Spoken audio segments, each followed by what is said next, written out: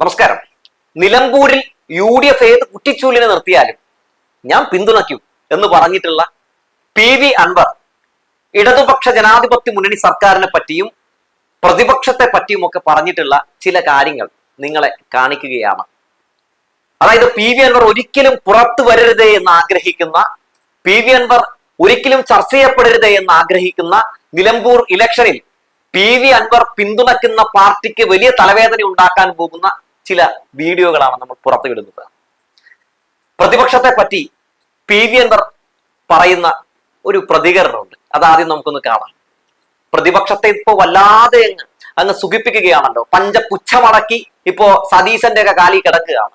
എന്നാൽ പ്രതിപക്ഷത്തെ പറ്റി ഇദ്ദേഹം MLA ആയിരുന്ന സമയത്ത് പറഞ്ഞ ചില കാര്യങ്ങൾ ഒന്ന് കാണേണ്ടതാണ്. പ്രതിപക്ഷ നേതാവ് കേന്ദ്ര ഭരണത്തോടൊപ്പം നിന്ന് സാമ്പത്തികമായി സംസ്ഥാനത്തെ ഞെരുക്കി എങ്ങനെയെല്ലാം ഈ സംസ്ഥാനത്തെ പുറകോട്ടടിക്കാൻ സാധിക്കുമോ അതിനോടൊപ്പം നിന്നുകൊണ്ട് കേരളത്തിലെ മുഴുവൻ ജനങ്ങളെയും വഞ്ചിക്കുന്ന നിലപാടുമായി പ്രതിപക്ഷം പോകുമ്പോൾ കേരളത്തിലെ മുഴുവൻ പത്രമാധ്യമങ്ങളും കേട്ടല്ലോ.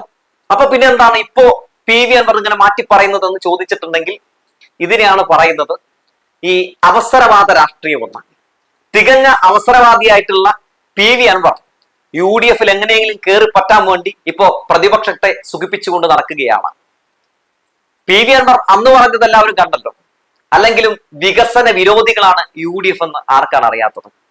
2016 ഇടതുപക്ഷ ജനാധിപത്യ മുന്നണി സർക്കാർ അധികാരത്തിൽ വന്നില്ലായിരുന്നുവെങ്കിൽ, പിണറായി വിജയന്റെ നേതൃത്വത്തിലുള്ള സർക്കാർ ഇവിടെ ഉണ്ടായിരുന്നില്ലായിരുന്നുവെങ്കിൽ നമ്മുടെ സംസ്ഥാനത്തിന്റെ അവസ്ഥ എന്താകുമായിരുന്നുവെന്ന് ഒന്ന് ചിന്തിച്ചാൽ മതി.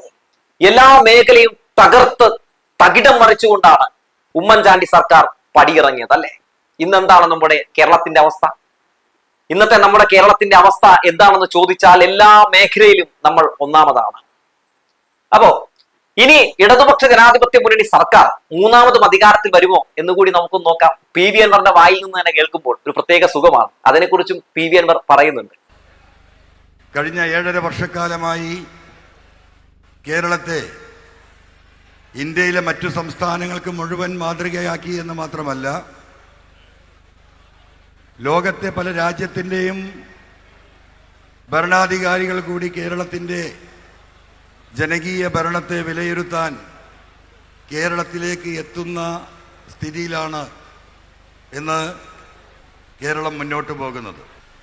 നാടിൻ്റെ നാടിവിടെ പറയുന്ന, സാധാരണ ജനങ്ങളുടെ വേദനകൾ അറിയുന്ന, വളർന്നു വരുന്ന യുവത്വത്തിൻ്റെ ആവേശമായി അവർക്ക് തൊഴിൽ നൽകാൻ നാടിൻ്റെ മുക്കിലും മൂലയിലും ഉണ്ടായിരുന്ന സർക്കാരിൻ്റെ മുഴുവൻ വിദ്യാഭ്യാസ സ്ഥാപനങ്ങളും ഉന്നത നിലവാരത്തിലേക്ക് ഉയർത്തിയെന്ന് മാത്രമല്ല, ഉന്നത വിദ്യാഭ്യാസ മേഖലക്ക് വലിയ രീതിയിലുള്ള പിന്തുണ നൽകി വിദ്യാഭ്യാസപരമായി മുന്നിൽ നിൽക്കുന്ന കേരളത്തെ ലോക നിലവാരത്തിലേക്ക് ഉയർത്തി കേരളത്തിലെ മുഴുവൻ ആളുകൾക്കും തൊഴിൽ നൽകാൻ അങ്ങനെ ഒട്ടനവധി കാര്യങ്ങൾ.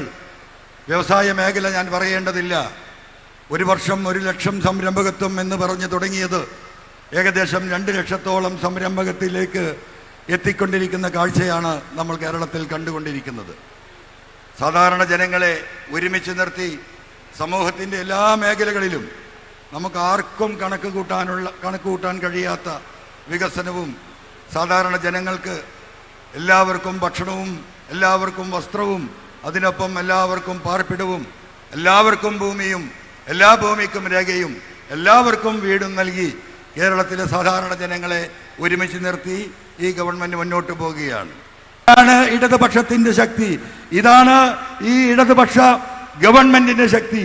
നിങ്ങൾ ആര് തകർക്കാൻ ശ്രമിച്ചാലും, എന്തെല്ലാം പരിശ്രമങ്ങൾ നടത്തിയാലും, കേരളത്തിൽ 2.5 വർഷം കഴിഞ്ഞ് വരുന്ന തെരഞ്ഞെടുപ്പിൽ മൂന്നാമതൊരു ഭരണം കൂടി ഇടതുപക്ഷ ജനാധിപത്യ മുന്നണി കേരളത്തിൽ ഇപ്പോഴുള്ള സീറ്റിന്റെ അപ്പുറത്തേക്ക് ഈ സൽഭരണവുമായി മുന്നോട്ട് പോകും. ഇനി നിലമ്പൂരിൽ ഇടതുപക്ഷ ജനാധിപത്യ മുന്നണി സർക്കാർ, LDF സർക്കാർ ഒരു രീതിയിലുള്ള വികസനവും നടത്തിയിട്ടില്ല എന്നാണല്ലോ ഇപ്പോ നടത്തിക്കൊണ്ടിരിക്കുന്ന ഗീർവാണം. അതുകൊണ്ടാണ് ഞാൻ രാജിവെച്ചത്, അങ്ങനെയാണ് ഇങ്ങനെയാണെന്നൊക്കെ പറഞ്ഞാണ് ഈ വോട്ട് മേടിക്കാൻ വേണ്ടി ഇറങ്ങുമ്പോ പറയുന്ന പുതിയ തന്ത്രം. എന്നാൽ എന്തൊക്കെ കാര്യങ്ങളാണ് ഈ സർക്കാരും മന്ത്രിമാരും ചെയ്തു തന്നിട്ടുള്ളതെന്ന് ഈ അമ്പർക്ക തന്നെ പറയും. അതൊന്ന് കേൾക്കാം. ഈ ഗവൺമെന്റ് അതിശക്തമായി മുന്നോട്ട് പോകും. നിലമ്പൂരിലെ ജനങ്ങൾ ഈ ഗവൺമെന്റിനോട് കടപ്പെട്ടിരിക്കുന്നു. 2000-ൽ പരം കോടി രൂപയുടെ വികസനം ഈ നാടിന് സാധ്യമാക്കിയ മുഖ്യമന്ത്രിയും മന്ത്രിമാരുമാണ് ഈ വേദിയിലിരിക്കുന്നത്. ഈ വേദിയിലേക്ക് കടന്നു വരാൻ നിലമ്പൂരിന്റെ ജനങ്ങളെ പ്രേരിപ്പിച്ചതും ഈ ഗവൺമെന്റ് നൽകിയ പിന്തുണയാണ്.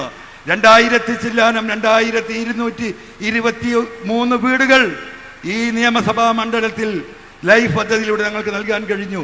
ഏറ്റവും അവസാനമായി 786 കോടി രൂപയുടെ കുടിവെള്ള പദ്ധതി തന്ന ബഹുമാനപ്പെട്ട മുഖ്യമന്ത്രിയെയും ഈ ഗവൺമെന്റിനെയും ജലസേചന മന്ത്രിയെയും പ്രത്യേകം അഭിനന്ദിക്കാതെ, നിങ്ങളോട് നന്ദി പറയാതെ ഞങ്ങൾക്ക് ഈ പ്രസംഗം അവസാനിപ്പിക്കാൻ കഴിയില്ല. അതുകൊണ്ട് പ്രിയമുള്ളവരെ, ഈ ഗവൺമെന്റ് നൽകിയ സഹായം ഈ നാടിലെ നാനാജാതി മനസ്ഥർക്കും നാനാ വിഭാഗത്തിൽപ്പെട്ടവർക്കും എല്ലാ മനുഷ്യർക്കും ആശ്വാസമേകിയ ഈ ജനത, ഈ ഗവൺമെന്റ്, ആ ഗവൺമെന്റിനുള്ള നന്ദി സൂചകമായി ഇവിടെ എത്തിച്ചേർന്ന മുഴുവൻ ആളുകൾക്കും ഈ ഗവൺമെന്റിന് വേണ്ടി പ്രത്യേകിച്ചും എന്നും നിലമ്പൂരിന്റെ മലയോര മനുഷ്യരെ ഹൃദയത്തിലേക്ക് ചേർത്ത് പിടിച്ച ബഹുമാന്യനും ആദരണീയനുമായ ഈ നാടിലെ ജനങ്ങളോട് അങ്ങേയറ്റം സ്നേഹം കാണിക്കുന്ന ബഹുമാനപ്പെട്ട മുഖ്യമന്ത്രിയോട് ഉള്ളു തുറന്ന നന്ദി ഈ അവസരത്തിൽ ഈ ജനതയ്ക്ക് വേണ്ടി ഇവിടെ രേഖപ്പെടുത്തിക്കൊണ്ട് ഞാൻ എന്റെ വാക്കുകൾ അവസാനിപ്പിക്കുന്നു. തത്ത പറയുന്നത് പോലെ നിലമ്പൂരിലെ ഈ അമ്പർക്ക പറയുന്നതെല്ലാം അവർ കേട്ട് കാണും.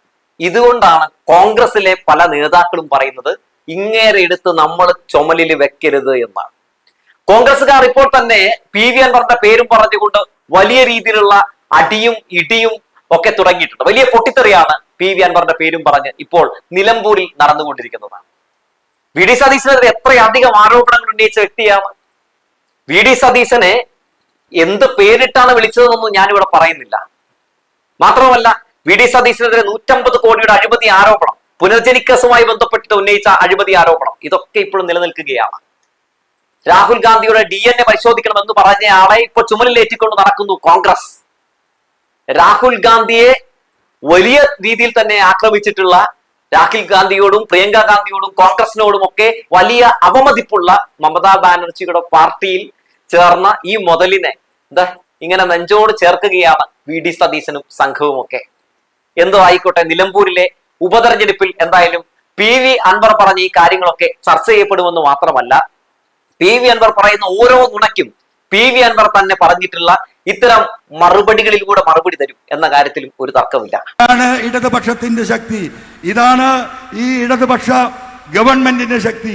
നിങ്ങൾ ആര് തകർക്കാൻ ശ്രമിച്ചാലും എന്തെല്ലാം പരിശ്രമങ്ങൾ നടത്തിയാലും കേരളത്തിൽ 2.5 വർഷം കഴിഞ്ഞു വരുന്ന തെരഞ്ഞെടുപ്പിൽ മൂന്നാമതൊരു ഭരണം കൂടി ഇടതുപക്ഷ ജനാധിപത്യ മുന്നണി കേരളത്തിൽ ഇപ്പോഴുള്ള സീറ്റിന്റെ അപ്പുറത്തേക്ക് ഈ സൽഭരണവുമായി മുന്നോട്ട് പോകും.